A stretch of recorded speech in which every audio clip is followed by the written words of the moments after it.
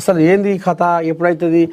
రాష్ట్రంలో గ్రామీణ స్థానిక సంస్థల ఎన్నికల నిర్వహణకు సన్నద్ధంగా ఉన్నట్లు గురువారం రాష్ట్ర ఎన్నికల సంఘానికి పంచాయతీరాజ్ శాఖ నివేదిక ఇచ్చింది.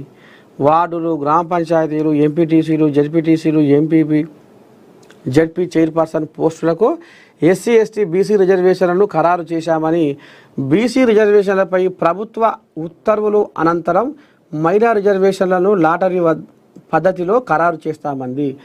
ఓటర్ల జాబితాతో పాటు పోలింగ్ కేంద్రాలు, బ్యాలెట్ బాక్సులు, స్ట్రాంగ్ రూమ్లను, చెక్ పోస్టులను సిద్ధం చేసినట్టు తెలిపింది. ఎన్నికల నిర్వహణలో భాగమయ్యే అధికారులు, సిబ్బందికి శుక్రవారం నుంచి 2 రోజుల పాటు శిక్షణ ఇస్తున్నట్టు తెలిపింది.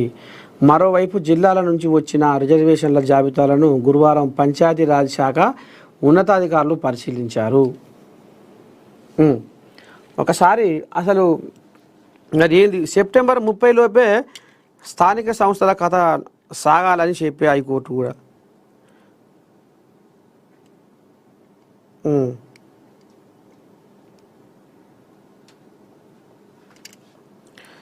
మరి పెద్ద మనిషి నిన్న తమిళనాడు పోయి మళ్ళీ ఏదో 69% అంటుండు.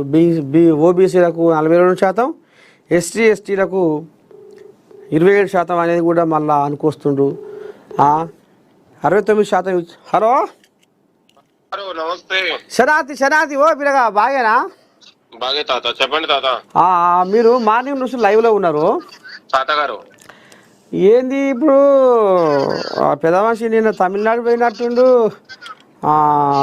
ఓబీసీలకు 42%, ఎస్సీ ఎస్టీలకు 27%, మొత్తం 69% అంటుండు. మళ్ళీ ఏదో ఇది తీసుకొని మేము ఎలక్షన్లో పోతామంటుండ్రు. పాత ముచ్చట అనే పండుకుంది.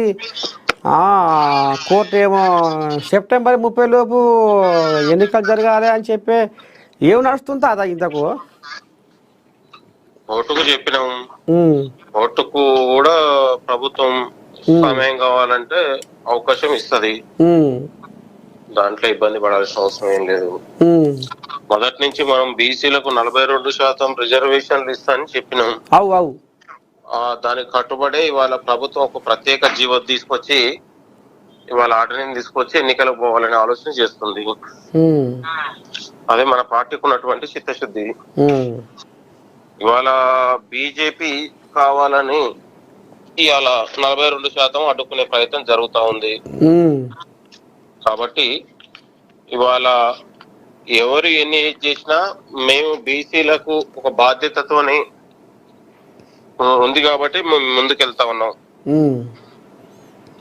ఇది పరిస్థితి. మరి బీజేపీలు ఎందుకు ఆపుతారు? జనాలకు తెలవాలి కదా, బీజేపీలు ఎందుకు ఆపుతున్నట్టు? బీజేపీ వాళ్ళు ఏంటంటే బీసీలకు రిజర్వేషన్లు ఇవ్వబడుతుంది అనే ఉద్దేశంతో ముస్లింలకు సాకుతోని ముస్లింలకు రిజర్వేషన్ ఇస్తున్న కూడా మేము ఇవ్వమని ఒక సాకుతోని, కుంటి సాకుతోని ఇవాళ తప్పించుకునే ప్రయత్నం జరుగుతా ఉంది. ఇవాళ కరుణానిధి తమిళనాడు తరహాలోనే కరుణానిధి స్ఫూర్తితోని వాళ్ళ మేము ముందుకెళ్తా ఉన్నాం. ఇవాళ 42% ఓబీసీలుగా, ఎస్సీ ఎస్టీలకు ఇవాళ 27%గా మొత్తం 69%తో ముందుకెళ్తా ఉన్నాం. ఇది పరిస్థితి. తమిళనాడు తరహాలోనే ప్రభుత్వ పాలన ఉండబోతా ఉంది బీసీల అంశంలో. అదే విధంగా అక్కడ ఉన్నటువంటి విద్యా విధానం ఏదైతే మధ్యాహ్నం లంచ్ ఏదైతే నర్సరీ నుంచి పిల్లలకు స్కూళ్ళ నుంచి ఎల్కేజీ యూకేజీ కూడా ప్రవేశపెట్టాలనే ఆలోచనతోనే ముందుకెళ్తా ఉన్నాం. ఎందుకంటే ప్రభుత్వం ఏదైతే చెప్పిందో దానికి అనుకూలంగా దాంతోనే మనం ముందుకెళ్తా ఉన్నాం. తాత మరి ఇప్పుడు ఈ యూరియా కష్టం ఇంకా తెల్లారదానేమే.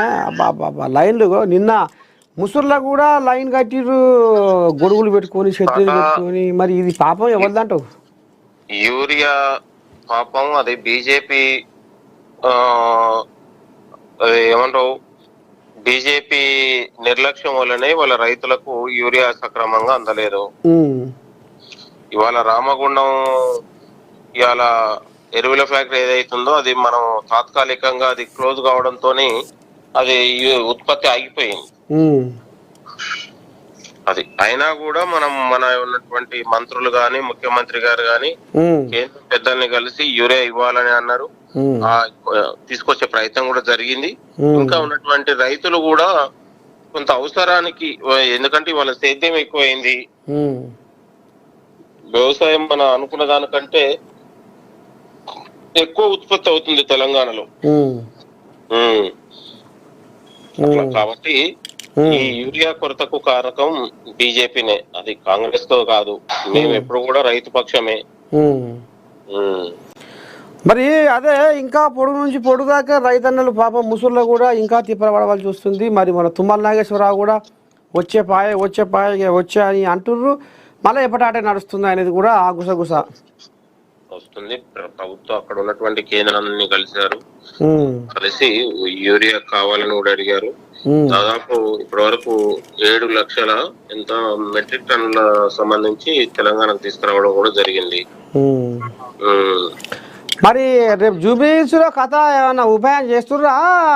కచ్చపెచ్చ వ్యవహారం ఏముందా? కేటీ రాములు 100 మందికి ఒక మనిషిని పెట్టి లీడర్ని పెట్టి తమాషగా సై చేస్తుండట. ఎట్లనైనా ఈసారి జూబ్లీహిల్స్ లో ఎగిరేది గులాబీ జెండా అనుకొస్తుండట. మరి 100 మందికి ఒక లీడర్ని పెట్టి సై చేస్తుండే చూడు ఎట్టుందో కథ. మరి మీరు ఏమైనా ఆలోచన చేస్తుర్రా? ఉపాయం ఉందా? అవుతుందేనా? ఏది జూబ్లీహిల్స్ లో కాంగ్రెస్ పార్టీ గెలవబోతుంది. దాంట్లో పెద్ద మనం టెన్షన్ పడాల్సిన అవసరం లేదు. ఎందుకంటే ఇవాళ తెలంగాణ వచ్చినటువంటి పథకాలు కావచ్చు, లేకపోతే తెలంగాణ అభివృద్ధి కావచ్చు, రైతుల సంక్షేమం కావచ్చు, ఇవాళ హైదరాబాద్ తో కూడినటువంటి ఫ్యూచర్ సిటీ డెవలప్మెంట్ కావచ్చు, ఇట్లా అనేక ఉన్నటువంటి ఆలోచనతోని ప్రభుత్వం చేస్తున్నటువంటి పథకాలు కావచ్చు, ఇవాళ ఇవి అన్ని కూడా కాంగ్రెస్ పార్టీని గెలిపేయబోతా ఉన్నాయి. ఇంకొక అంశం ఏంటంటే ఇవాళ మీరు చూస్తే బతుకమ్మ కుంట అని 35 ఏళ్ల కిందట మన అమ్మలు వాడినటువంటి బతుకమ్మ కుంట మొత్తం కూడా బిఆర్ఎస్ పాలనలో ఆగమైన చెరువులు కుంటలు పునరుద్ధరించి ఇవాళ బతుకమ్మ కుంటని కూడా మనము ఇవాళ 7 ఎకరాల బతుకమ్మ కుంట కబ్జా అయితే దాన్ని మనం ఇవాళ పునరుద్ధరించి అద్భుతంగా ఒక పర్యాటక కేంద్రంగా ఇవాళ మనం ఇవాళ దాన్ని ఓపెన్ చేయబోతా ఉన్నాం. ఒకనాడు పిచ్చి మొక్కలతోని కబ్జాకు నిండి మొత్తం కూడా చెత్త చెదారంతో నిండినటువంటి బతుకమ్మ కుంట ఇవాళ మొత్తం కూడా పాలకొండ లాగా తయారు చేసినటువంటి ఘనత ఇవాళ ముఖ్యమంత్రి గారు దక్కింది, హైడ్రాకు దక్కింది. ఇట్లా 7 కోట్లతో ఇవాళ బతుకమ్మ కుంటను అద్భుతంగా ఇవాళ అక్కడ పోతే ఇది పాలకొండనా లేకపోతే ఆ లెవెల్లో ఇవాళ ఒక అద్భుతమైన ఒక సుందరీకరణ చేసి ఇవాళ మన ఆడపడుచులు బతుకమ్మ ఆడుకునే విధంగా ఒక అద్భుతమైన తయారు చేయడం జరిగింది. ఇంతకంటే ఏముందండి? ఇట్లా ఈ అభివృద్ధి పథకాలు, ఈ ఆలోచన గత పాలకులకు 10 ఏళ్ల పాటు అవకాశం ఇచ్చినా కూడా కనీసం ఈ సోయి లేకుండా వివరించారు. కబ్జాదారులకు ఇవాళ ఊతమిచ్చి కబ్జాదారులకు అండగా ఉన్నటువంటి గత పాలకులు ఇవాళ ప్రభుత్వ భూములతో పాటు వనరుల్ని, కుంటల్ని, చెరువుల్ని కాపాడి పునరుద్ధరించి భావితరాలకు ఇవాళ సహజ వనరులు ఉండాలనే అద్భుతమైన ఆలోచన ప్రభుత్వానికి. సరే ఇది పరిస్థితి. మొత్తానికైతే జూబ్లీహిల్స్ లో 100% జూబ్లీహిల్స్ లో కాంగ్రెస్ పార్టీ గెలవబోతుంది.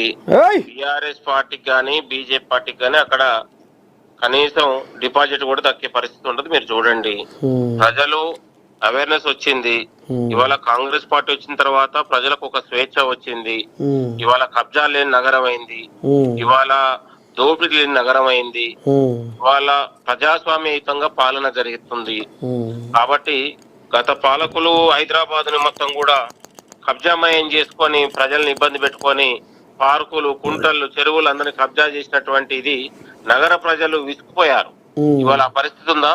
ఇవాళ నా కాలనీ వాసులు, వెల్ఫేర్ అసోసియేషన్స్ ఎక్కడ కూడా కాలనీలు పోయి కబ్జా అవుతుందని ఎవరికి ఇమీడియట్లీ హైడ్రా వస్తుంది, ఆ పార్కును కాపాడుతుంది, ఆ చెరువును కాపాడుతుంది.